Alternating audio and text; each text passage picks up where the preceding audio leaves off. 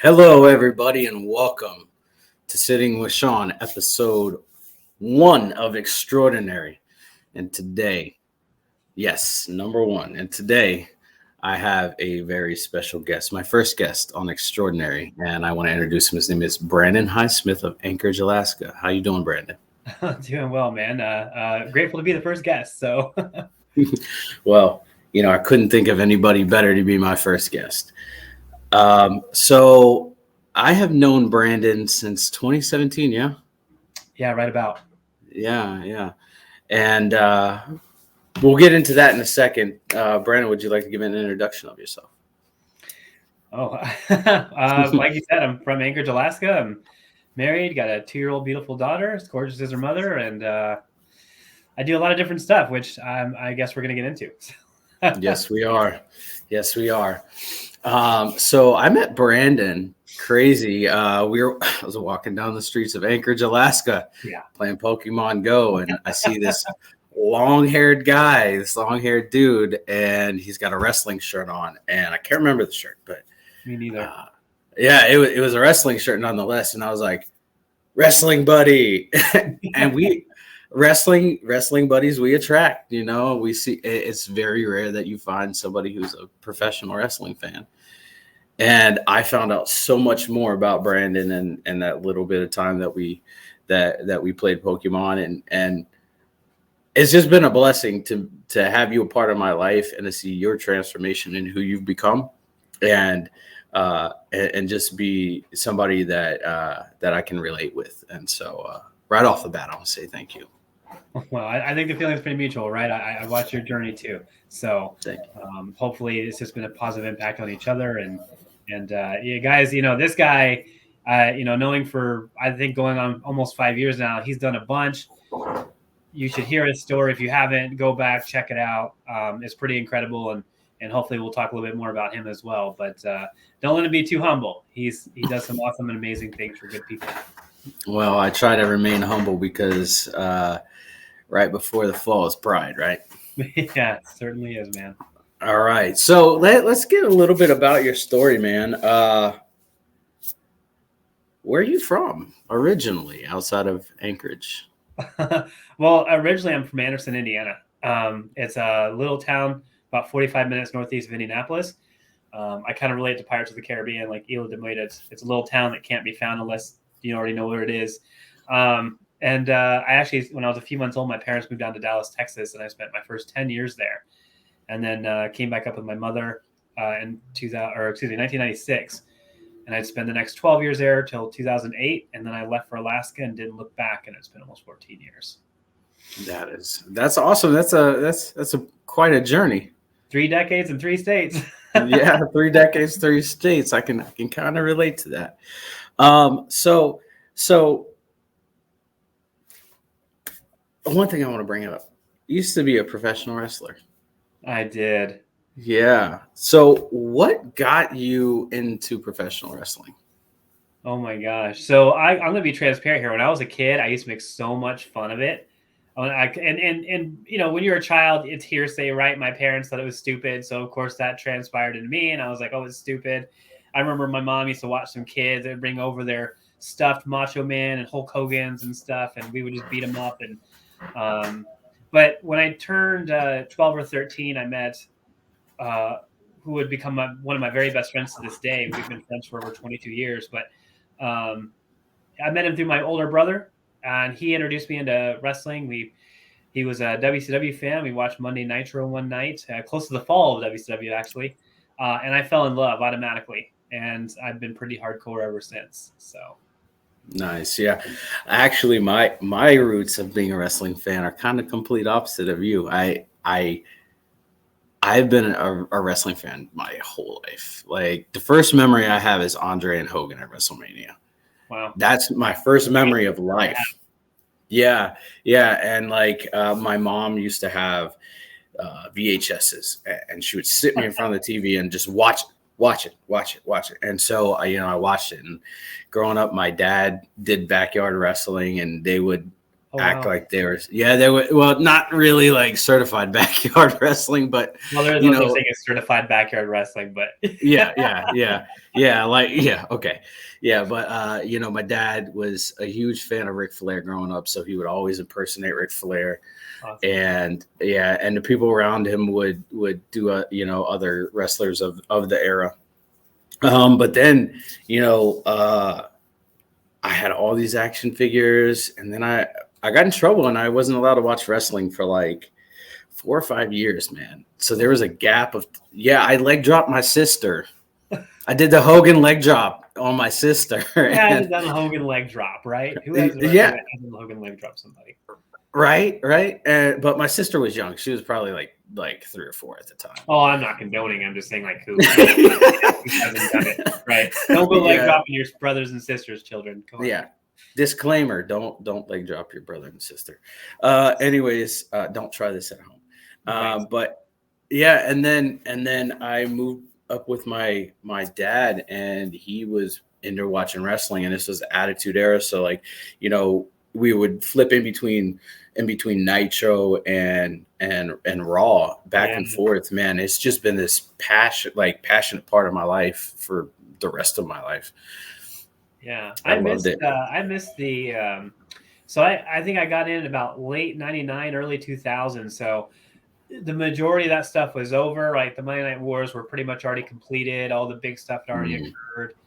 NWO, D-Generation X, all these things, and so obviously WWF at the time was still running hotter, and obviously we know that in 2001 WCW would fall, but I still stayed in it because I was like, man, I like the idea. I was a hardcore WCW guy, and I'm one of the few that loved it in its final stages. I thought they had some great content. It gets dogged a lot, but they had a lot of good things going, like MIA and Scott Steiner being WCW champion and running through I mean, I could go on all day, but going through that and then WWF becoming the only product left to watch for a while until TNA debuted, only Wednesdays on pay-per-view. Yeah. That was just one of those things where it's like, man, I'm so in love with the product that I just couldn't stop watching. And then, of course, I quickly grew into loving other wrestlers like Triple H and Rey Mysterio coming in and all these other things. So it was just, it didn't ever stop, is what I'm saying. Yeah. Actually, in between that time, my grandpa snuck me down to his basement because that's where I used to watch wrestling. He'd sneak me down to the basement. He'd like, hey, man, do you want to watch it? And it was WrestleMania 14. And we watched WrestleMania 14. We watched one of the biggest things that I remember most is Kane versus Undertaker in the Inferno match. Yeah. And I was like encapsulated in this thing because I was like, somebody is going to be on fire. Right. What? That's right. Yeah, but I have to relate with you. I was a massive WCW fan. If I had to choose I would choose WCW, and I was a huge Sting fan growing up. My first pay-per-view coming back watching with my dad was Starrcade '97, and that will forever be my favorite pay-per-view. Oh yeah. Yeah, when Sting versus Hogan for the heavyweight title with the controversial ending. Yes.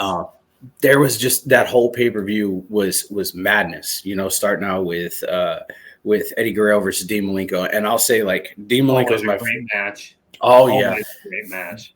Dean's my favorite technician of all time. Underrated. Super underrated. And that match was just amazing. And then, the NWO craziness that happened in between then and Hogan and Sting. Like for me, that's my favorite pay-per-view of all time. And a lot of people can criticize it, but I don't care because that's what brought me back into loving professional wrestling again. Yeah. I got to say, WWE Invasion angle, wasted opportunity. Wasted. Mm-hmm. Absolutely. All about embarrassment, brother. All about embarrassment. Yeah, and what really sold like the fact that WCW got buried was Triple H and Sting at WrestleMania. And yeah, I totally agree. That was the final nail in the coffin for that. They couldn't help themselves. Yeah, I mean, you didn't. If you wanted to do the DX versus NWO angle, that could have been done on another match on the card, or 20 years ago when everybody wasn't too old to move. Say it louder for everybody in the back. My gosh, don't get me wrong, guys. I respect all those guys, but my goodness, Yeah. when the NWO worked worse than D Generation X, like they're all gray, they're all slow, they're all huge. I'm like, oh, please, can we not? Right? Triple H and Sting was hard enough to watch. There's been some really bad.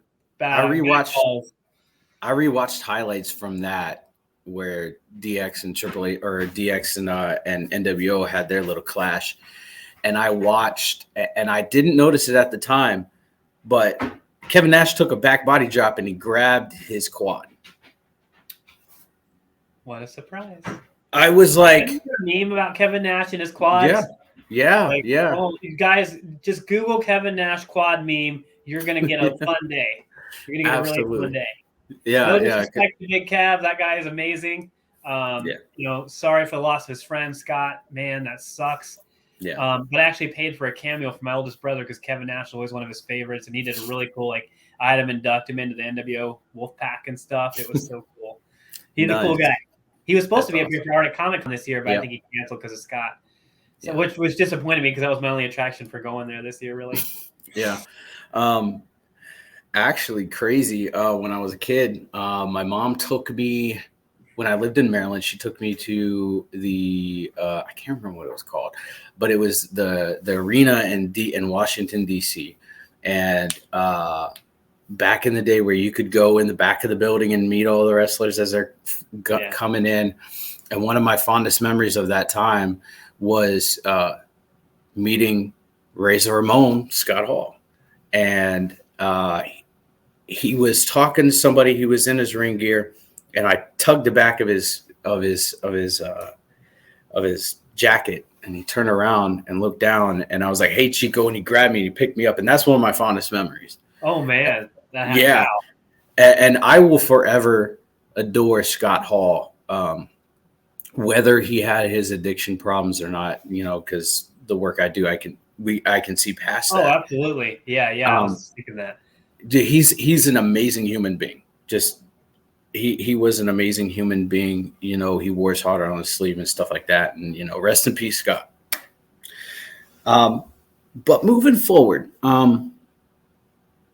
what got you in wanting to be a professional wrestler? Oh, from the moment that I watched it. I don't. Yeah. So I'm so different than my family and my brothers. I've always been to the art of theater and acting and things like this. And I was like, what a combo. Athleticism and acting put together, like story and drama and telling something that people can get tied into. That intrigued me a ton, just a ton. And from the moment I watched, I wanted to be in the ring. And as a matter of fact, we'll probably talk about this a little bit more, but Mark Bagwell used to come to Anderson for a guy named Ron. He used to be security at World Wrestling Superstars. I used to attend those shows once a month.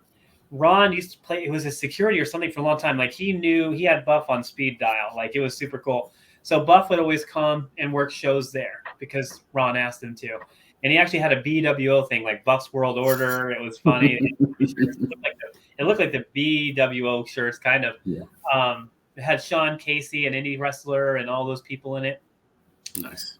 Andy Chain, Vince Vaughn, all these guys. So when they were doing that, I remember that I was so anxious to be a part of the show. I remember that I talked to Ron and I said, hey, man, can I do a spot with Mark? Just something simple. I was 17. I wasn't even legally allowed to wrestle, right? Not to mention the insurance, all those legal things. And so I remember there was this guy named Shadow, and he wasn't the greatest guy. He was a promoter / booker and wrestler, world champion all the time. Got to be the best, blah, blah, blah. One of those. And so basically, I had always helped promote the shows. I'd go around town, put up flyers. I'd tell my friends. I'd sell tickets. I went every level outside of being a pro wrestler. I would do it to make sure the show was successful. And so long story short, time went on. Mark would let me run his merch table for him. He's like, hey, watch my stuff. It was so cool. Like, you're 17, like you feel pretty empowered. Like, wow, this celebrity asked me to watch their stuff, and help him sell it. And so, two things about this was when we got close enough and I asked Ron, I was like, hey, can I do a spot? And Mark was like, yeah. Like, what do you want to do? And I actually got to pitch an idea to him. I was like, I want to be, because he was supposed to wrestle. So I was like, I want to be wearing a shadow shirt. I want you to like call me out and then just like hit me with a double arm DDT, like hit me with your butterfly DDT and the thing. He's like, okay. And then we get to that show and then Shadow says no. On that day, right when I got there. And I've never had so much gall or balls in my life to ever do this, but I remember I was like, all right, like he's been telling me for months we're going to do this. And now we get here and he backs out. I'm just really mad. I'm like, is he just utilizing the fact that I help him sell these tickets and stuff? So anyway, I went back to the locker room in front of everybody and I ripped Shadow apart in front of all the guys. I was 17 and I let him have it. And and I said my piece and walked out. Nobody tried to kick me out. Nobody tried to escort me. I'm literally just this 17-year-old kid flipping out on this grown man in front of his entire peers, right? No. I come out and I said my piece and I looked at Ron and he's like, and 5 minutes later he comes up to me. He's like, hey, Buff said it's cool to do that spot. He doesn't care what Shadow thinks.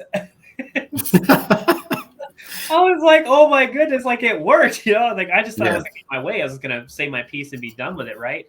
So anyway, we do the plant thing. I'm wearing a Shadow shirt. He's like, hey, who are you? Blah, blah, blah. Get in here, and I get up and I don't have any footage because it was, 2005, but I get up and I grab the rope and do a Jericho thing, right? Just, get all dramatic and stuff. And so I get in the ring and he's like, what's your name? And I'm like, Brandon. And he's like, oh, Brandon. He's like, you like Shadow? I'm like, yeah. He's like, oh, is it kick, double arm DDT? And Disco Inferno was there. They were the main event that night. And I hit the mat, and I just hear the two behemoths. The ring just starts bouncing because they're 200, plus pound men. And then I roll out and go to the back and blah, blah, blah, and the rest is history. But it was so cool because Mark didn't have to do that. And especially being 17, right? Like, think of the legal trouble they could have got into. But maybe I gained some respect. I don't know what it was. So I remember from there on out, my brother was there. He's a big fan of Disco Inferno and Disco and Buff too. And I was like, hey, how much is a picture, Mark? Like, my brother was going to photo. He's like, it's your brother? I said, yeah. He's like, oh, like, don't worry about it. Get over here, man. He just did a free photo. He was so cool to me. And that just exploded my passion for the business because someone I'd watched on TV was not a jerk. He was super awesome. He gave me a moment of a lifetime. Even if I never got anywhere else, like, that was big to me. So it was a really, really cool moment. So big part of that was just something else. That is pretty awesome. I had a moment like I've had a few moments like that in my life. One more recent is with the shirt that I'm wearing, CM Punk. I'm a massive Punk fan. And, I was a Punk fan in 2011, practically since I started watching him. His personality, and how he conducts himself and what he does is counterculture, really. And I really appreciate that. And I was doing tribute to the troops in 2011 when I was in the Army at Fort Bragg. And next thing I know, Punk's behind me. And I turn around and he's right there. And we start talking. He hung out with me for an hour. He didn't want to talk about him. Like, I started out saying, I've been a massive fan of you, since IPW. Yeah, I was like, I've watched all your stuff, and then he's like, enough about me. Let's talk about you. And he talked to my daughter's mom on the phone, like, while I'm standing there, dude, just this. Really cool. Yeah. And I was just like, what? Like, I was just mind blown at how personable somebody that you watch on TV can be. So I actually met CM Punk during his OVW days, long before he hit television. Yeah, he was wrestling in Muncie, Indiana, at a house show, just like a little OVW, because they weren't far, right? So Ohio Valley Wrestling, They traveled the territory a little bit in the Midwest. And I remember the Pepsi logo on his arm, right? I'll never forget it. He comes out and he's a bad guy. And I was like, you're awesome. He's like, you're not, and then And I remember I got my lip busted open the week before, so he called me herpy lip or something like that. It was freaking hilarious. Like he just waylaid me to the crowd, and it was, it's always fun for a fan to be like, oh, that heel just ripped at me. That's awesome, right? Yeah. Not getting butthurt, but just thinking like, whoa. But then to see him hit WWE television later on was just like, I remember that guy. That's cool. Yeah. Yeah. And, when he came back to AEW, I sat on my living room floor crying. Just like, yeah, because, and that's a story for another time, but huge CM Punk fan. And I don't think I'm ever not going to be. But so your journey in professional wrestling, where did that lead you? What are some of your more memorable moments in the ring? So, I'm remarried. My wife at the time, it was so crazy because, coming up to Alaska, there was no wrestling scene at all. And so after I left Indiana, this has been 4 years, I kind of give it up on the idea. I was like, I'm going to be living here. There's no contacts. There's no shows. It's gone, right? It's gone. And that's fine. I'll continue wrestling, continue being a fan. And then we're literally walking through the Northway Mall, of all places, the Northway freaking Mall. Guys, you don't know what it is, check it out. It's the lamest mall on the planet. It's closed now. That's how bad it is. But I'm walking through there and I see, what was the Alaska Wrestling Alliance, I think is what it said, on this small banner behind some bars, this very tiny room with a ring in it, right? And I remember just looked out at my wife. I was like, I'm doing that, right? And she said, I got it figured. So I ended up making contact with the promoter, and I think my first 6 months, it was about 4 hours a night, 4 nights a week in the ring. And it was in those 80s ring too. It was just plywood and canvas, and wasn't the flex steel guys get to enjoy today. So it was very brutal, but at the same time, I'm like, man, I have an opportunity here, right? I'm in my mid-20s. I'm like 26. And so, we did that. And then, finally I got the call up to start wrestling regularly. We had a small roster, which was nice for me because I wrestled at least twice a show. I usually opened and often end up in the main event somewhere. A couple of times I wrestled 3 times. Like it was that tiny, right? It wasn't that you had a whole bunch of people. So the highlights, one, I got to tag team with Rick Steiner.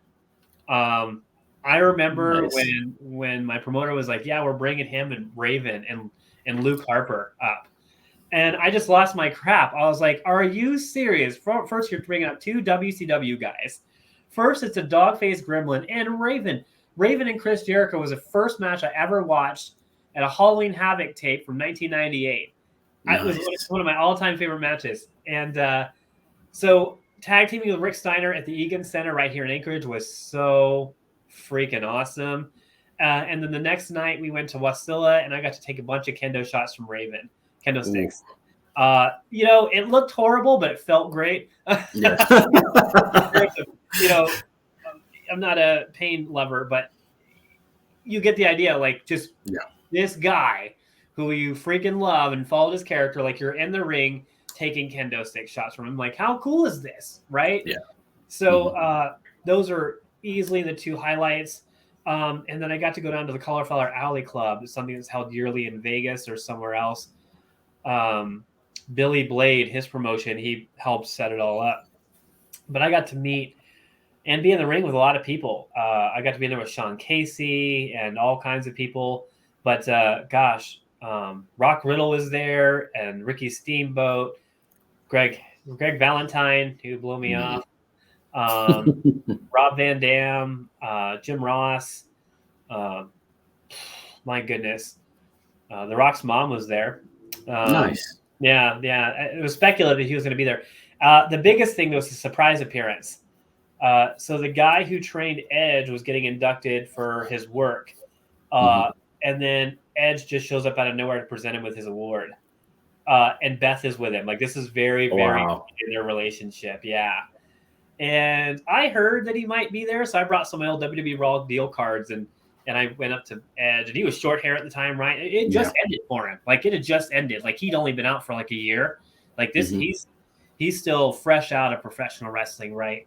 And so meeting him and Beth Phoenix was really, really awesome. And I had them both sign my card, which I still have to this day. But that was the first time I met Dallas, too.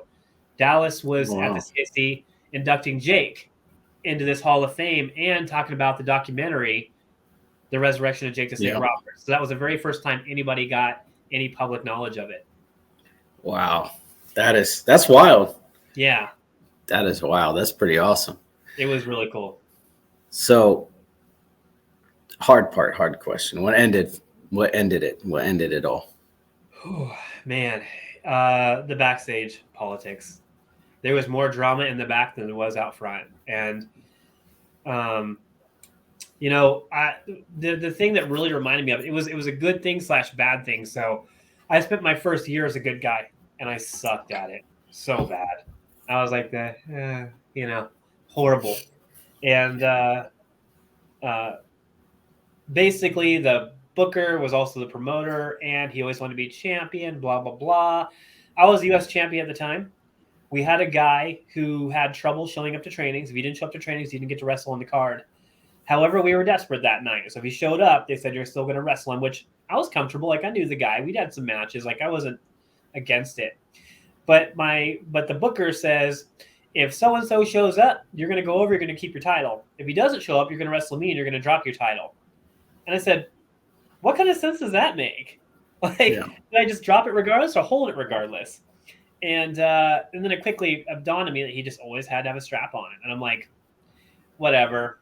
And so I was legitimately pissed. And then he comes to me 5 minutes later. He's like, oh, by the way, we're also making you heel. I was like, good, because I'm feeling it. And true story, dude, this is a real shoot. Went in, had a great match, dropped the title.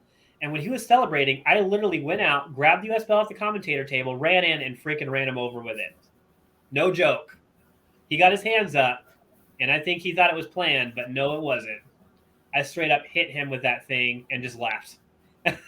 Nice. Grabbed my gear and laughed. And I got a call from him a week later, and he's like, well, I must have really pissed you off. I was like, yeah, you did. He's like, I like it. And I was like, what? He's like, did you hear the crowd? He's like, they're really buying it. And he wasn't wrong. And that was kind of the most frustrating thing about it, is that he was right. And so the next 3 years I would just spend the entire time heel, because I guess it just goes more in my personality. I've always been told I'm a witty person, that I'm good at aggravating and annoying people. I'm like, well, I guess I should just bring that into the ring. And so I really enjoyed being the bad guy. I think it was the most fun you could possibly have. And I think more devout wrestling fans love the bad guy. I got to agree with that. And you would ask, like, what ended it? That was really it. There was just as much as I love the promoter, we're still friends. He didn't really have balls to put his foot down and say, this is how things are going. Like, he let everybody influence him, and everything was always a train wreck, and everybody was always trying to take command. And the thing that I'll never forget is, you have your backstage rituals, you're getting ready for the show, you gear up, you do your stretches, you do whatever it is you do. And then they say you're up next, and you go wait behind the door, the curtain, whatever you're coming out of. And I historically got crazy butterflies. No matter how many times I did it, I would just, it was a good kind of butterfly. It's just like, I'm jacked, like, let's go, Yeah. And I used to use Kill Switch Engage, Fixation on the Darkness. It was a really hardcore, had a great entrance, it was like, boom, just pumped. Mm-hmm. And so I'm coming out one day, and I'm standing behind the curtain, I hit my music, and I had this big moment of fear. And I was like, what? I had this really distinct feeling that I forgot something.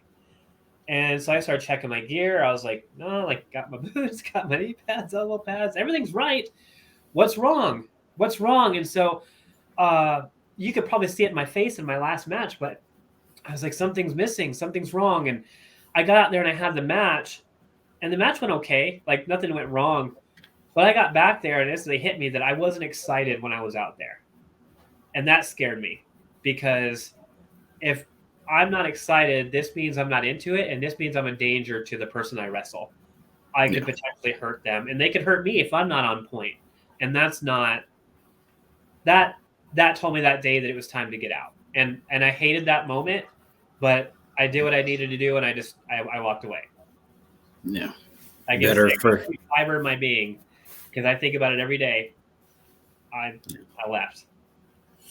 better for you and better for the man across the ring, right? It is. Safety is the number one thing in there. And I just, when you think about people doing stuff at home and whatnot, that's just the thing that they miss. And it's so dangerous. I've seen some pretty nasty stuff just with the guys that I wrestled. And it's, yeah, I saw a guy get 2 front teeth knocked out on a Van Daminator that he shouldn't have been taken, Wow. and I saw a guy get his wrist broken because he didn't think to put his arm down on an elbow drop with a 240-pound guy. Just straight snapped his wrist, yeah. And I've been hurt. I've cracked ribs at the beginning of a match. I've, taken a superplex at the guy doing it, bailed out on, and I can just basically elbow drop the entire ring with all my body weight. It's dangerous. It's dangerous. Yeah. The simplest of moves, something can go wrong. And I just remember that match that I took that superplex, and he was coming down first proper. He was doing it right. But then I think he needed to see down. And so what he did was he just shifted me all my weight to one side. And so, yeah, I elbow dropped the ring. And the next morning, it was stiff the rest of the night because I saw the rest of the main event, too. Yeah. And I had an elbow pad on, so I didn't realize it. But I got the next morning, I went to brush my hair, and there was this spider web bruise. Oh. But it didn't hurt. It looked so much worse than it felt. But I just busted a ton of blood vessels and stuff. And it was just black and blue all the way around. Those spider web tattoos that, like, Rhino has? Yeah. Yeah. Just think that in a bruise, but in that capacity. It was massive. And I don't think, I think people have a better grip today, but it's dangerous. It's dangerous. Like, you're training your body to take a bump. You're telling your body to don't put your hands down. Just put your hand to your chest and just take it, right? Take a clothesline. Be willing to get hit. Keep your hands down if it's safe, right? You're literally retraining your body to do things that aren't natural. Yeah. That's wild. That is wild. Believe me, some of the guys when I go to shows are like, when are you coming back? I am 10 years older and a lot more on my plate. So Right.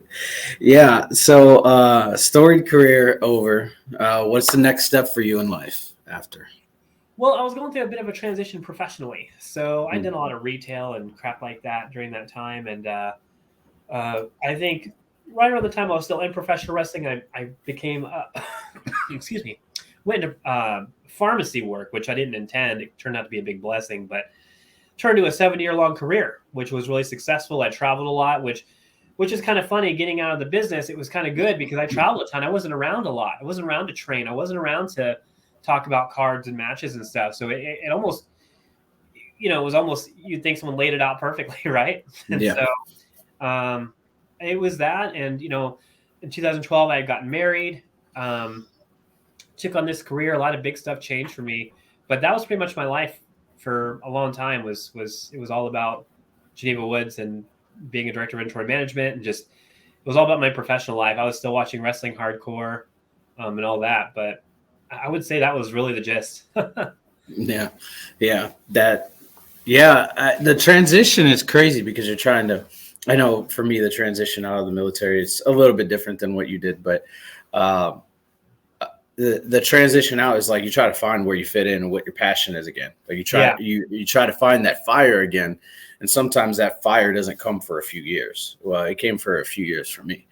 But, sometimes you have to find where you fit in and what you're good at and what you enjoy doing. And so for me, it was a little bit harder. I don't know how hard the transition was for you. It was. It took me a long time to accept that I was done with wrestling. Like, this is something I wanted since I was 13. I had it, and I made the decision to walk away. It wasn't like I was booted out or forced out. I made the decision to walk. I was like, well, how sucky is that? How crappy is it to be to have this dream? Like, I'm in Alaska. Nobody knows we exist. B, I'm late 20s. The chance of getting into some big organization, we're already slim from the get-go. You know what I mean? You got to be realistic sometimes. Not everybody's gonna be a Dallas Page. You could walk in at 35 and be a big superstar, right? Right. It just doesn't happen. And I would have stayed in longer if it wasn't for all that nonsense. It wasn't that I was burnt out or anything. It was just that I didn't like what was happening back there in the back, and it wasn't worth it. And so, the transition from giving up pro wrestling, I was pretty bitter about it. I hadn't talked to any of the guys for a long time. I'd kind of cut them all off and that was my way of coping with the idea that I just, to get out, I need to remove myself completely for a while. I didn't go to any shows. I just focused on my career, and that was good for me because it took off real quick. And that was something I did have a passion for. So fortunately, it didn't take long, but it was good. It helped out a bunch in terms of getting to the next step in my life and moving past it. Yeah, sure. Now, following along the lines of theatrics, and I'm glad that you mentioned earlier theatrics and theater and role playing and stuff. You do cosplay. Oh yeah. Yeah. Big fan. Yeah. So let's hear a little bit about that. What got you into being into cosplay and stuff? So Halloween has always been my favorite time of year. I was the kid who went ballistic with it. I was the one of 4 sons that was like, let's decorate September 1st. Let's start talking about what we're gonna be in 2 months. Yeah. All these things. I always enjoyed it because I like being taken out of the everyday world into something that makes you happy. Wrestling did it too, right? I was always big on Batman and Power Rangers and Star Trek and just all these different things. And so Halloween could not come soon enough. And so years go on, and I don't remember where I saw it, how I saw it, but I went to a theater to some movie one day, and I saw someone dressed up. I was like, that's cool. Like, that's an excuse to dress up outside of Halloween. Like, I like it, right? Yeah. And so I would buy these cheapy costumes from like Spirit Halloween, buycostumes.com, all these places. And I would dress up. I'd go to theaters. I remember I went to Dark Knight Rises, Christian Bale's Batman. I bought this really cool comic animated super buff Thor cosplay, just all this fun stuff. And then I eventually I was making better money, so I was able to start ordering nicer things. And so I started ordering cosplay. But I think where it really, really started was when my wife was pregnant and we had a gender reveal to do. And Arrow was hot at the time. The show Arrow was hot, and I was in love with that show. And the cool thing is I'd always been in archery as a kid, and I was already getting back into it. And so we're literally on YouTube one day flipping the channels, like, what would be a cool gender reveal? Like what to do, what not to do, right? Because you see a lot of botches. And so we're flipping through. We get to this video, and this lady's in a rodeo palace, like where they do like bullfighting and stuff like that. She just has a big compound bow, and she's doing a gender reveal. And I instantly just saw a Green Arrow cosplay and a bow. I told my wife, I was like, we should do this. She's like, that's what you want to do. So I went on simcosplay.com, ordered a Green Arrow cosplay. I was like, let's do this. And so I started working on my practicing and all that. We did the gender reveal. It was awesome. And so the weird thing about that was before after the gender reveal, I decided I would try my hand in doing a review on it on YouTube. And it kind of exploded. It wasn't massive, right? I didn't get like 1 million views, but it got way more than I anticipated. And I was like, okay, well, let me post up this Kylo Ren cosplay that we got last year and see what happens. And it got some good views. And then I started searching on YouTube, and I was like, wow, nobody really does this. I mean, there's a few channels, but it's not popular. It's not hot. It's not trending, right? Yeah. And so I would buy more cosplays for personal use and would review them and whatnot. And then eventually one day I just decided to get bold, and I emailed a company and I said, hey, would you be interested in doing any cooperative things? And he emailed me back. He's like, what are we talking about here? And I said, maybe a discount on some cosplay to, exchange for reviews on YouTube.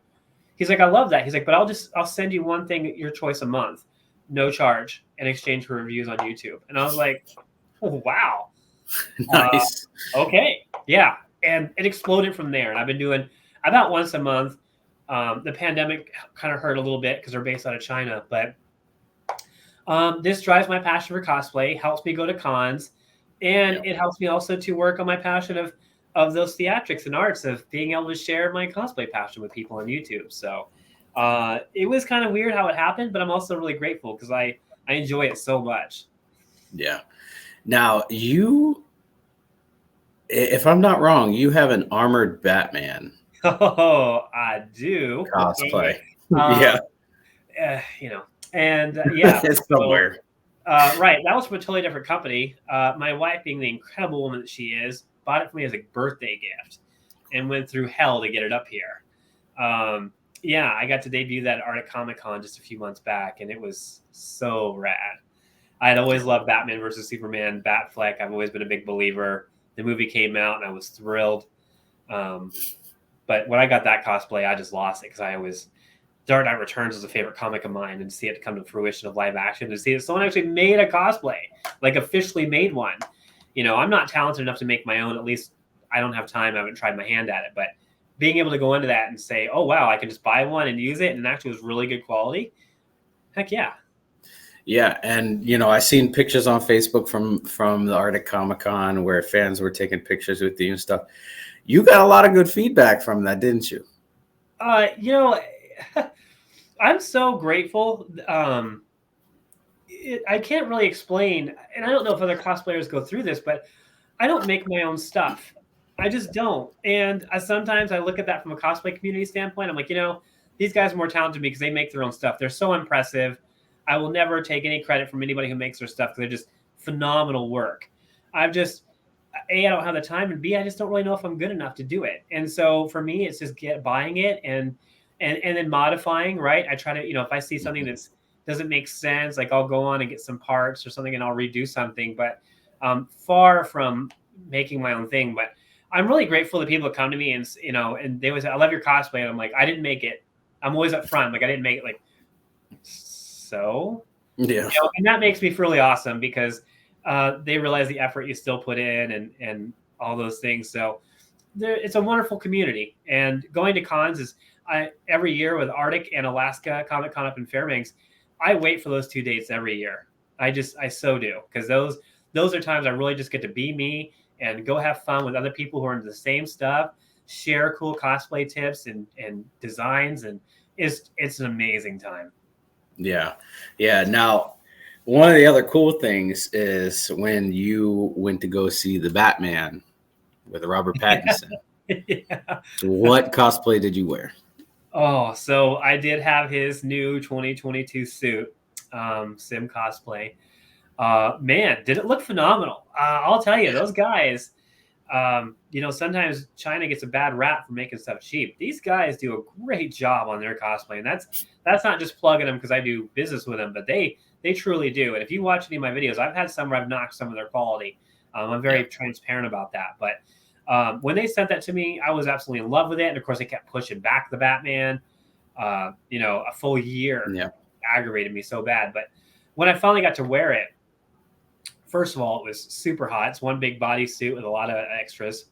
And so sitting through a 3-hour film, sweating like crazy.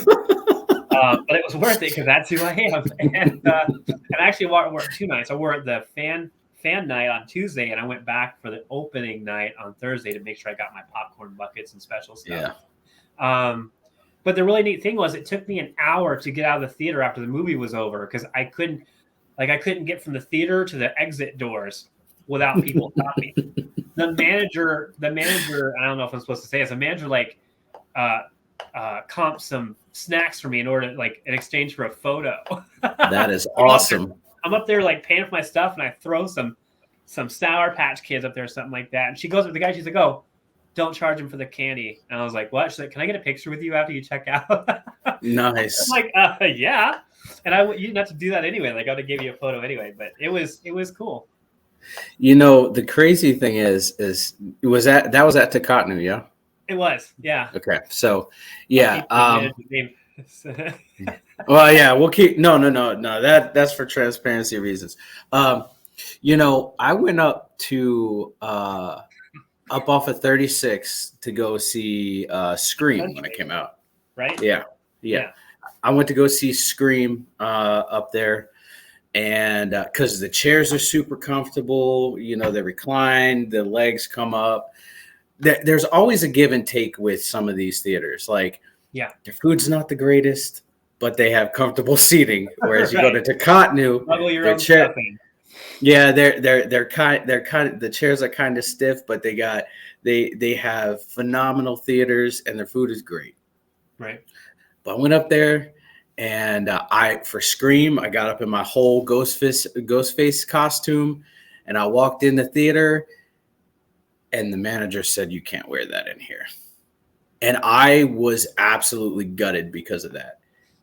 Yeah. Because the tradition of fandom is you wear the costume or a costume similar to the movie, and nobody else was wearing a Ghostface costume at all. And as a matter of fact, I got really upset. I didn't like lash out, but I got really upset. And as I was taking it off in the theater and taking it to the car, one of the people that was going to see it was like, "I love your costume. They should have let you watch it." So I've made a vow to myself, I will never go back up there for a fan movie, like a fandom movie, ever again. Yeah, it's a give and take, right? You kind of mentioned this earlier. My wife asked me, she's like, "Are they gonna let you go in there like that? You know what I mean, in the Batman cosplay?" And I said, "We'll find out." Yeah. But the thing was, I'll never forget, and you'll probably remember this too. The night the Dark Knight Rises debuted, there was that shooting in that Colorado theater. Yeah. Like I came out of the theater from my showing and I read all about it, right? And that's what the big scare was, people coming in masks. And so I understood that. And so I was like, if they're going to ask me to do it, this is going to suck. Like I'll just rip the cowl off and I'll still have the rest of the suit on, right? So I'm going to look like a raccoon because I did my eyes black. But it was really neat. I walked in there and the manager was just like, "Hey, can you just do this real quick?" And I did it. She's like, "Cool." And she just let me walk in. And so some people are still weary. We live in a crazy world, right? And I can't blame people for wanting to be safe. Yeah. But it kind of hurts the experience because I'm the guy that will dress up for any movie that I'm passionate about because I just want to share that with other people. And I enjoy doing photos. Kids love this stuff. Yeah. I couldn't even get out. I couldn't even get into the theater from the parking lot without a mom stopping me and say, "Can my kids take a photo with you?" Like, and then people in the theater next to me like, "Hey, can we get a photo when this movie's over?" Just like leaning over. Yeah. It's awesome. Like it like this stuff is so important with all the dark stuff that happens in the world. Like these are the things that keep people going. It does me, right? Yeah. The next Batman film, I'm like, I had a calendar reminder and I had a countdown app, right? It's just that important to me. And these are the things that just remind us to stay positive about something, look forward to something. But again, I don't knock people for wanting to be safe. And, if she would ask me to remove it, I don't know. But she was cool about it. So yeah, I think it makes your movie going experience more enjoyable and more memorable. You get to really, engulf yourself like in the genre, in the atmosphere, right? You get to just really immerse. That's the word. Yeah. That's the big thing for me. So what has been, in total, what has been your favorite cosplay that you've done? Oh,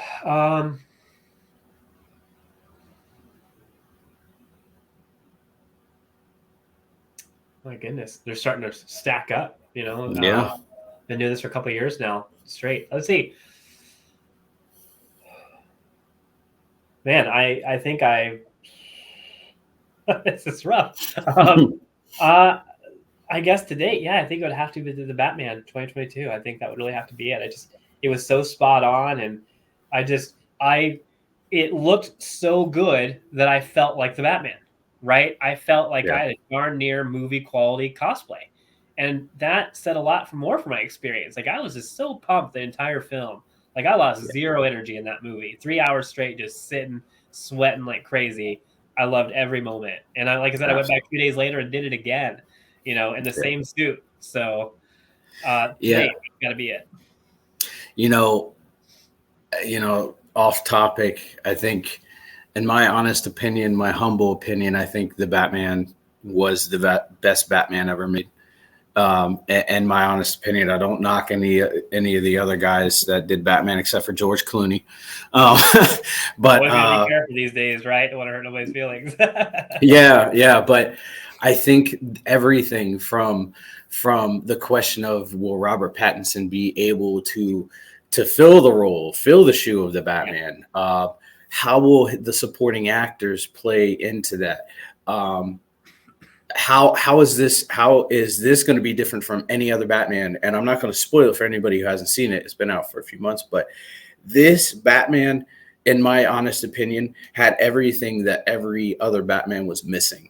The griminess, the grittiness, the fact that, Bruce Wayne is trying to separate himself from Batman and find his place, and you know, and the roles in each. And it was just such an amazing film. Such an Yeah. amazing film. Look, there was a lot of misconceptions going into this, right? Pattinson apparently just can't get past Twilight when he's done a lot of other stuff, and he's a great actor. Yeah, right. But he, like Ben Affleck, I backed him from day one. I got a ton of heat, and it was so cool to go up and all those people walk out of the theater and be like, "Oh, I guess you were right," you know. Yeah. And then the second part was, and this isn't really spoiling anything, but we finally got that detective film that the games have always done, that the animated series have always done, but we never were able to get in live action. We've seen every single Batman dabble in some level of detective mode, but nothing to this extent. And throwing it into a noir kind of attitude along with the grittiness just really served the film well. And like you said, the casting choices were phenomenal. Everybody had great chemistry. I'm not surprised you already announced the second one, right? It racked in so well. And now those naysayers who waited and didn't go see it, you're going to see those extra ticket sales next go around. Oh yeah. Oh, absolutely.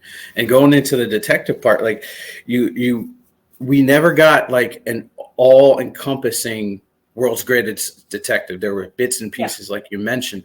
This one throws all of them together, and it's like, wow, that is just awesome. And I loved how he didn't use too many of the gadgets. He didn't rely on the gadgets. He relied on his instinct and on his hand-to-hand combat more than the gadgets. Well, and you mentioned earlier that you mentioned that he's in a point where he's trying to separate himself. He's trying to figure out who Bruce Wayne and who Batman are.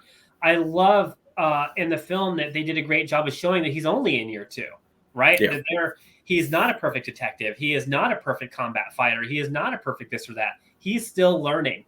And I love this because what we get when Batman versus Superman, you get a very jaded, totally skilled, cutting edge Ben Affleck Batman. Like he's been there, seen it, done it, right? All of it. This guy is still growing. This guy's still figuring out what the Batman means, right? And so I love that Matt Reeves was conscious. He didn't just say, well, in 2 years, you're a total expert at all you do. He's still imperfect. And I thought that went such a long way to reality of it, someone growing in anything that they do. So I just, there, you know, a lot of people say, why did this happen to him? Why did that happen to him? Like, how do you not figure that out? I'm like, because he's still learning. He's not the greatest yet. He's on his way. He's well above average. He's well beyond most people, but he's not perfect. He's not that guy that's been around the block all this time. So that's really shown in the film. That's something that Matt Reeves tackled it so well. Yeah, and I had a buddy of mine. We were talking about this, and he's like, "Yeah, well, you know, he's not this perfect, you know, fighter, you know, in the movie, and he was supposed to have trained with League of Shadows." I'm like, different comic.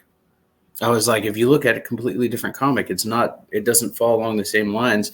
As a matter of fact, it falls more along the lines of The Long Halloween. Well, it does, and they released a book about a month beforehand called Before the Batman or something. I don't know the title. It's like a 2.5-hour Audible book, but it actually tells you Riddler's roots. It tells you what happened in Bruce's life. Bruce is actually, spoiler alert, trained by Alfred because of Alfred's ex-military experience. He trained Bruce for years. The League of Shadows was never mentioned. That's just non-existence here. So he was trained by Alfred in his military experience. Plus, he went around the world and still did a lot of various training in martial arts. So the experience is there in a different way, but very, very different from the way the Dark Knight portrayed it. Absolutely. All right, so back on track. I love talking about the Batman. So yeah, you better kill it. Me too. All right, so what do you do now? I see a certain shirt that you're wearing. yeah, I see that. Let's talk about DDP Yoga. What do you do now? Oh, it's such a cool program. So anybody who doesn't know what DDP Yoga is, it's, you know, Diamond Dallas Page, a professional wrestler, and then yoga on the end. He doesn't call it yoga anymore. Don't call them that in front of him. That's why it's just a Y on the end. Don't say yoga in front of him. But essentially, he started that years ago when he messed up his back really bad, and they were told, like, you're done. And his wife at the time got him into yoga. And he realized it was great rehab, but then he started developing his own program, and it turned into YRG, Yoga for Regular Guys. And then that eventually evolved into DDPY. And so essentially, the old slogan was, "It ain't your mama's yoga." And that's all true. It's not just woosah, breathing, stretching. Those things are a part of it, but it's a touch of calisthenics, strength training, cardio, flexibility, all these things, use of dynamic resistance instead of weights. So when I met Dallas back in 2013 at the CAC, it was really starting to take off in terms of public. And a matter of fact, I think I had ordered DVDs before I left or right after I got home from the CAC. And I was like, I want to try this out because I had a ton of back problems after wrestling. I had a bunch because I wasn't a bigger guy. Every bump I took was absorbed just straight to the bones, really. And so I was hurting a lot when I got out. And I only did it for 4 years. So you think about these guys who do it 20 plus, it's ridiculous to think about it. But so I was like, from a guy who's been there, can understand. And so if it works for him, it's got to do something for me. So again, this is in 2012 or 2013, but I was in the middle of traveling. Like, DVDs only existed then. Yeah. And so it's hard to travel and bring DVDs into a hotel room that probably doesn't have a DVD player. And I'll be honest and transparent, I was not committed. I was very lazy. I made a lot of excuses. And I got on and off the bandwagon for 7 years. 7 years.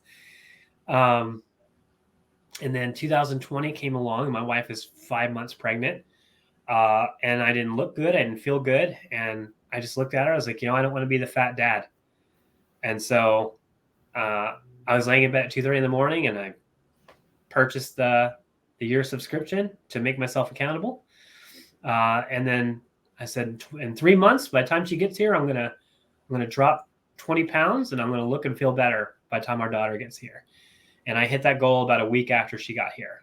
And I was really excited because that built my confidence about realizing that I can do hard things, that fitness is not as hard as we make it out to be, that it's a lifestyle change, not a fad, and that it's something that changes you mentally, not just physically.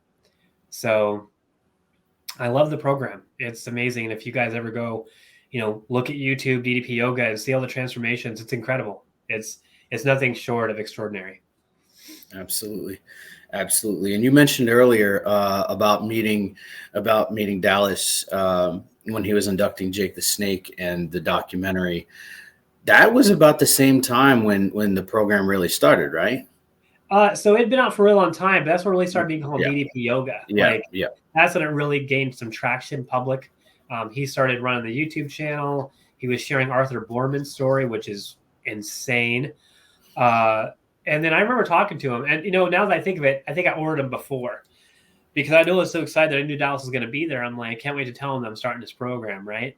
Yeah. So we got up, we did our half his hand, my hand, diamond cutter photo, and I told him, I was like, I can't wait to start. And he's like, yeah, well, let us know how it is.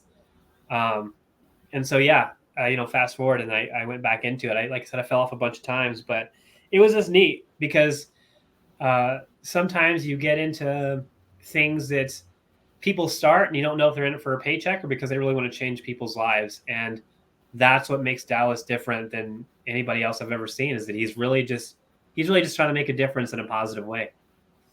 Yeah. And that's something I really admire about him. And I'm pretty big on TikTok, and I seen somebody post a video up about Dallas, and I made a stitch to it. And the stitch that I said was, I have so much appreciation for Dallas. He has taken people in the depths of their addiction that were pretty much on the brink of dying, and brought them back into health, or the best healthy self that they can be. Guys like Jake, guys like Scott Hall, rest in peace. Guys like, and then you got guys like Stone Cold Steve Austin and Jericho and some of the more bigger names, and then brought their health levels completely back to, what they should be or close to it. Yeah. Mick Foley, AJ Styles. Yeah. What's his name? Darby Allin. Yeah. He's working with Brian Pillman Jr. A ton of people. Yeah. And that shows a level of care for an individual and individuals and people in general that I feel like the world is lacking completely. 100%, man. 100%. And we were And that's talking what before. makes me believe in this program a whole lot more, is that it's Yeah. that the source is sincere, that it's real. Yeah. There has to be genuinity about, and I don't even know if that's a word. It might be a word. It is Who now. knows? It is now. I just made it up. Genuinity. That's our new But word. genuinity. There has to be some authenticity behind the person that is doing it. Yeah. And I feel like he is completely authentic, completely genuine, and has a love for humanity that in a weird way is not matched. You can't match that. Well, look, when it's coming from the right place, it's hard to match, right? Yeah. Look, business is business, and I get that. And anybody who's grown adult gets that. But he takes it beyond just business, right? Anybody who runs a gym, they could be able to make money. They could be able to change people. But he literally selects individuals, brings them into his accountability crib, as he calls it, and changes their lives. He's actually working on a project. We got a sneak peek of this, and I think he said it's coming out. I won't spoil what he's doing in it because I don't want to steal any thunder. But he's doing a program called Change or Die. So it's funny that you said changing their lives to the brink of death, because he's literally running a docuseries called Change or Die. He brought a few new people into his home that he's in the middle of changing right now. And it's incredible. And just when we were in that instructor meeting, he just talked about the people that he did help, like Brian Tan and Stephanie Kelly and all these people that had transformations. I remember looking at him. He's like, you know what? He's like, I'm not bragging here. He's like, but I take the hit on every bit of money that's spent on this. I don't charge them anything. He's like, Brian, how much I charge? He's like, not a effing dime. He's like, okay. He's like, Stephanie, Candy. And they're like, nothing. And I was like, how sincere is that? This guy doesn't have to help them. He doesn't have to spend his time, frankly, and he's got 70,000 subscribers on an app, to work with these individuals personally. So what drives someone to do that? Passion, sincerity, authenticity, real care, right? That's just being a human being. And where is the best place to do that? Is to not only change someone physically, but mentally. And that just goes such a long way. And you know what's crazy about that, about his program, is that is a form of recovery. It's Sure. an absolute form of recovery. You're promoting abstinence, you're promoting growth, you're promoting, mental health as well as physical health and spiritual. Yeah. You don't ever say can't around him. Don't ever say I can't or I won't, or like, it's up to you.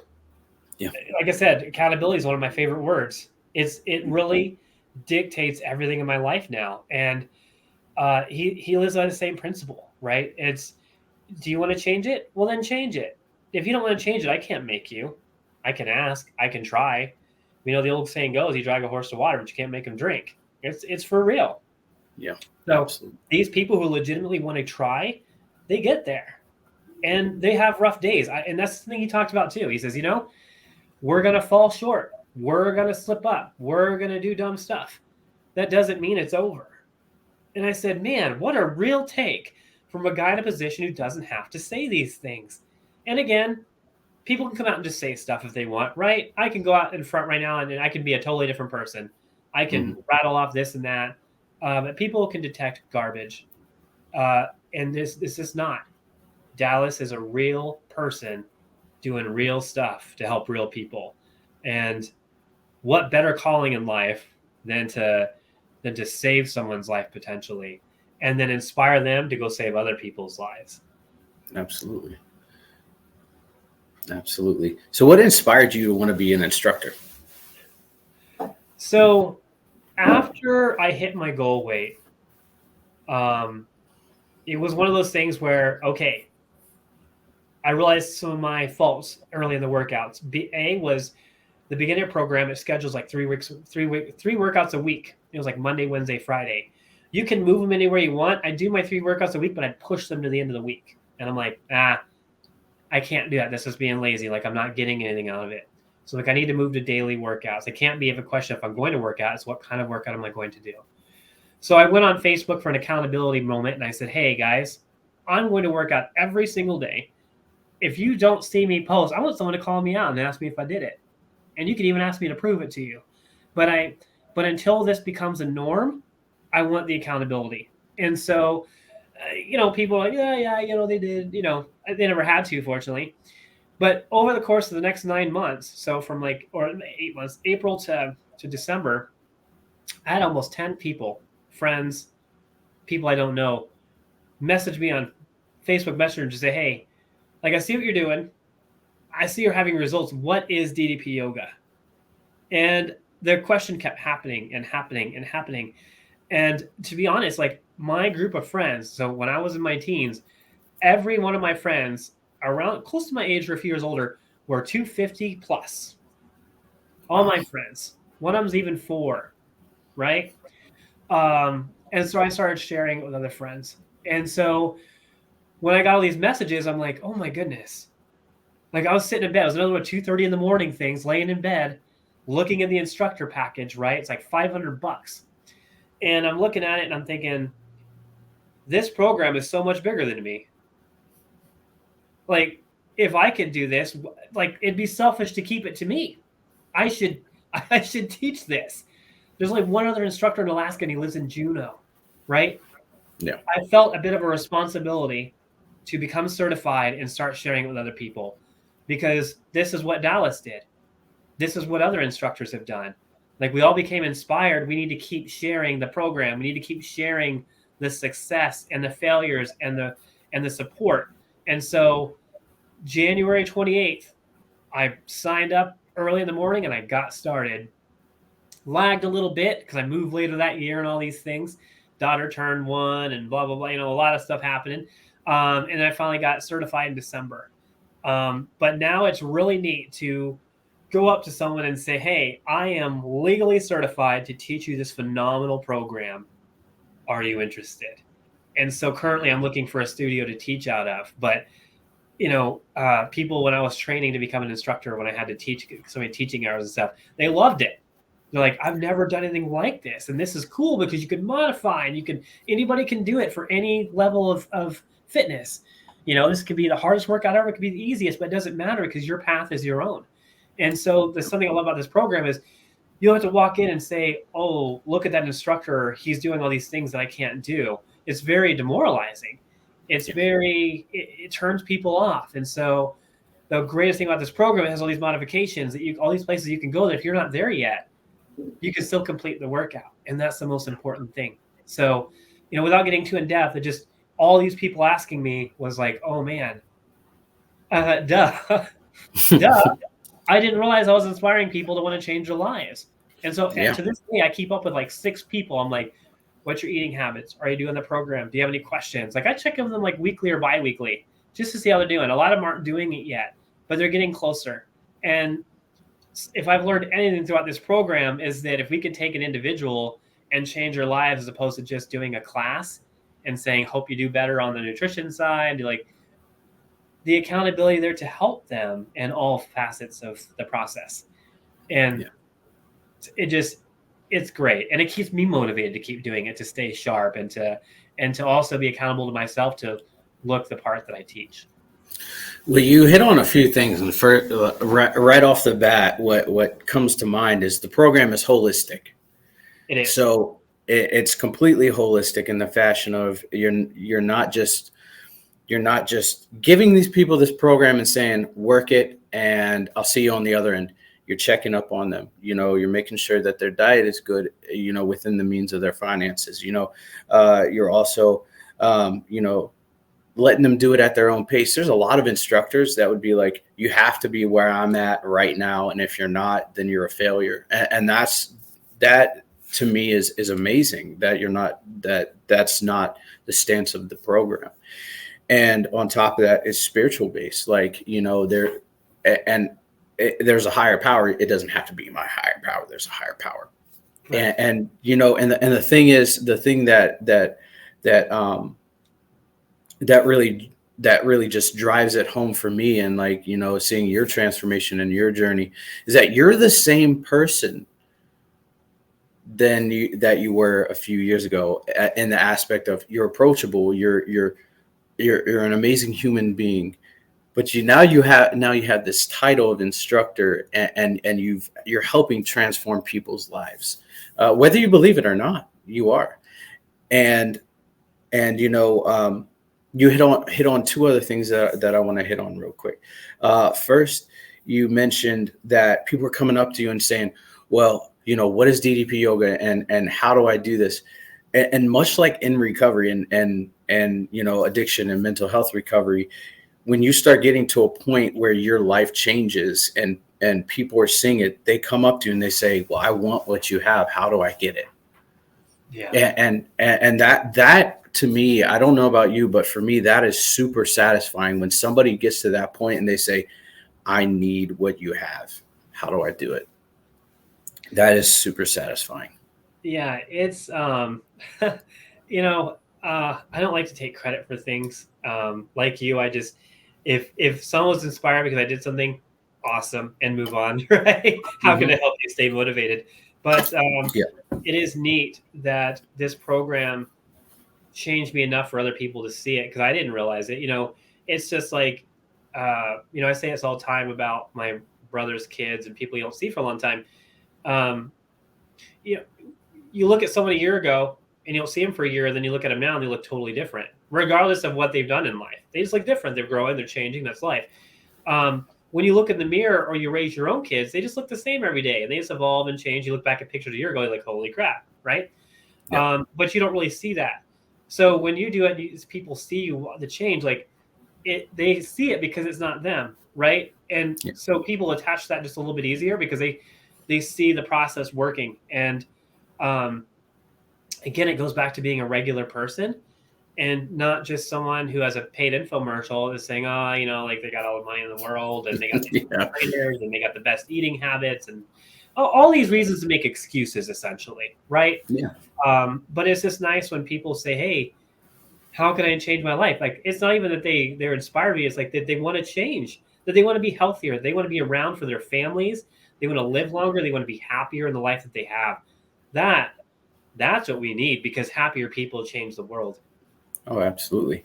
And the last thing that really stuck out to me was you said that you wanted to be an instructor because you wanted to give what back to the community, and that's much like in our recovery program. And that's why I say, like, this is, in a weird way, it's a pathway to recovery, because with our recovery program, you have it. In order to give it away, you have to have it, and you have to have that recovery, and that recovery could be a month, it could be a year, it could be 10 years, but you have it. And if you want to give it away, that's the passion that you're willing to convey. And for my personal journey, I knew that I wanted to give away every bit of my recovery to people because it transformed my life and it changed who I am ultimately.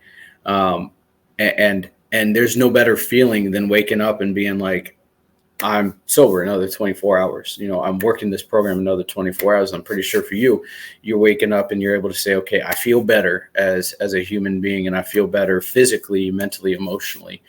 And as part of that giving back to the community. And I think you're doing a phenomenal job with it. It's one of those things where you just, like, a lot of people look for callings in their life, right? They look for opportunities to be known, to change something, to have some level of recognition. And, it's transparency. I used to be that person. It's like, I come from a family that's, I don't want to say boring, but no one's ever accomplished anything really big, nothing notable. Yeah. And I'm not doing this for notoriety. Like, I've really changed my mind on, why I do things, but if you can leave a legacy of changing people for the better, like, that's what I want to do. I don't need to be on some headline. I don't need to be, excuse me. I don't need to be, anything except a good person and a person that wants to help people. And, I think my faith has a lot to do with that. I think my amazing supporting wife has a lot to do with that. This program has a lot to do with that. It's just, if you can change the world more positively, why not? Like, it's almost wrong not to, right? It's almost wrong to keep good things to yourself. Like, joy should be shared. Absolutely. I agree 100%. Well, this is going to be the portion of the show I didn't tell you about. You ready for it? Let's go. Okay. This portion of the show is where I'm going to give you the love that I have for you. All right. Okay. Yeah, I'm going to say nice things about you that I like about you. And I want to do this because a lot of us as human beings don't really get compliments. We don't get we don't get appreciation, and therefore sometimes we don't feel appreciated. And it's hard to listen to compliments about ourselves sometimes, right? I definitely struggle. And I know for me, when I know when somebody says, "Oh, you're doing a great job," I'm like, "Yeah, okay, next." Yeah, but I like to give people compliments, and I like to praise people because people are doing a phenomenal job, and they're doing extraordinary things that are contributing back to the society and back to their community and to their family. And first off, I would like to say, Brandon, you've been an amazing friend. Every time that I've reached out to you and I've had an issue and I'm like, dude, I just need to talk, you're there to listen. And I really appreciate that because I don't have a lot of that sometimes. Well, no, that's not change. Yeah, oh, I know. And there's been times where I've seen you out in public and you have not shunned me away. You have not been like, oh no, dude, like we've only met each other, we're only Facebook friends. Like, I don't really know you like that. You have embraced me and you've been the nicest, warmest person, even when you first met my wife. And I remember this, you first met my wife, the spirit of Halloween, and you treated her like you had known her for years. And for me, that is heartwarming because you don't get a lot of that in society. People be like, oh, hey, how you doing? Bye. But you sat and you hung out with us for a little bit, and that means the world to me. And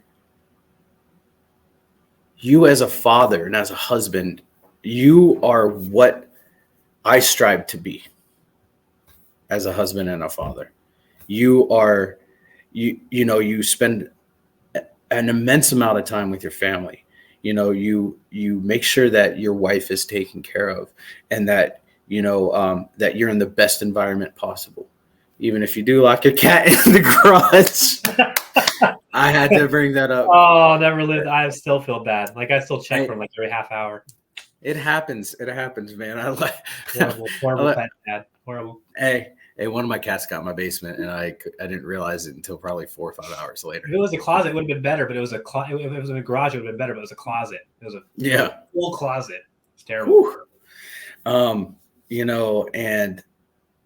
And you bring joy to so many people's lives with doing cosplay and with DDP Yoga, and you give people a sense of purpose and going out and doing things like this. And you give people a new way of life, even though sometimes they may not see it as a new way of life. They see it as a program, but you introduce this new way of life and this new way of thinking and this new way of living.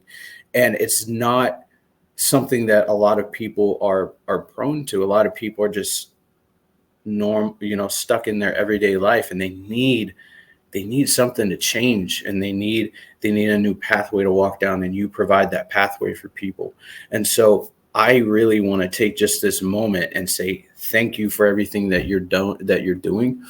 Thank you for being an amazing human being and a good friend to me, and thank you for being extraordinary, because you are. Well, I struggle, as you said, taking these things in, but I'm grateful, right? If you can leave any kind of positive impact on someone, do it. Like, it's a responsibility to positively impact somebody if you can. But to talk a little bit quickly about changing the mindset, right? I grew up in a family that was just bottled in the negative ways. Everything was someone else's fault. Everything's everyone's fault but their own.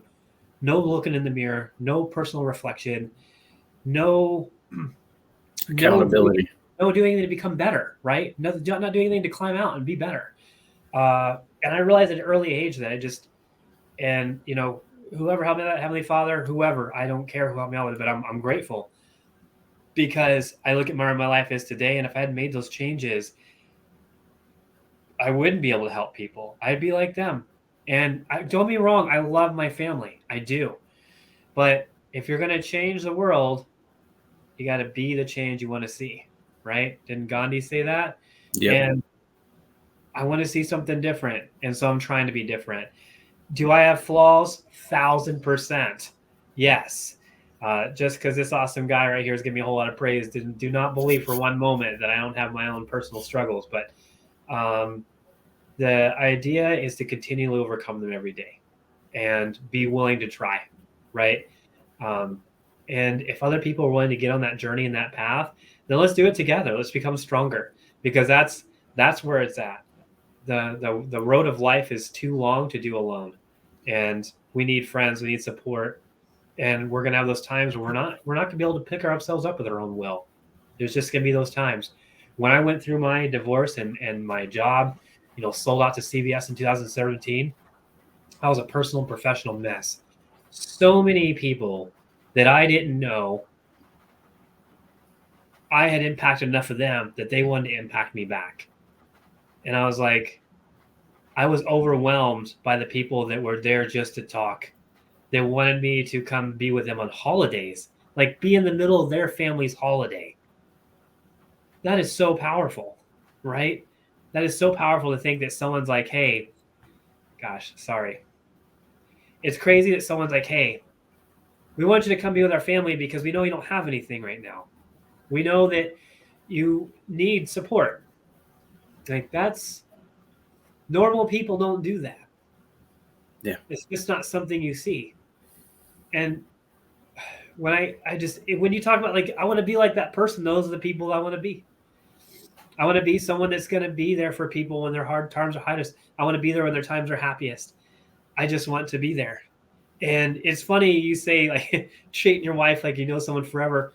My wife looks at my extroverted attitude and says, how do you do that? How do you talk to complete strangers and call them your friends 10 minutes later? Yeah. Because I love people. I believe in people. I want the best for people. And everybody will get the benefit of the doubt from me until they tell me, they give me a reason not to. But that's more than enough reason for me to continue to help and serve and love the best I can.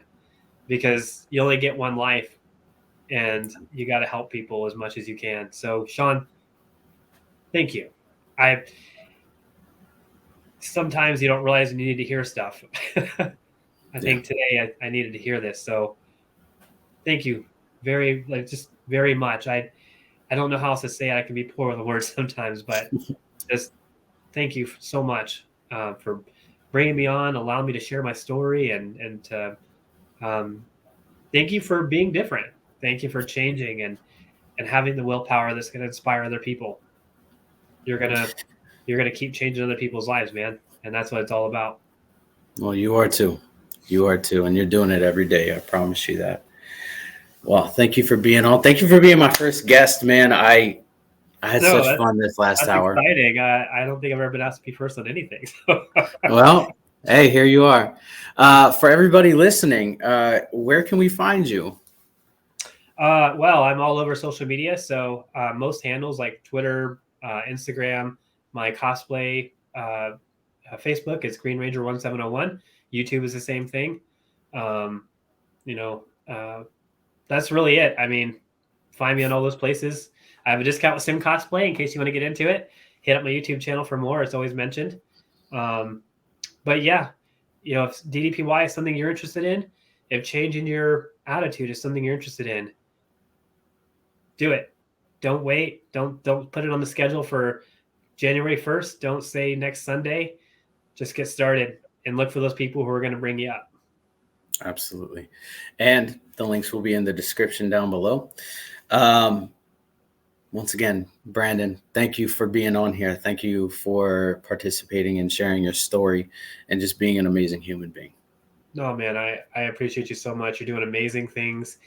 As long as we keep going this direction, we have an opportunity that to just do so much. And again, share that joy you have of recovery, share that joy of how you feel, share that joy of family and connection and world, right? Share the joy of the world, because it's there. It doesn't feel like it, but you work with some people in the darkest of places and they need you most. Absolutely. All right. Thank you, brother. This is Sean, and we're going to be signing out of Sitting with Sean Extraordinary. And everybody, you are extraordinary. Have a nice day.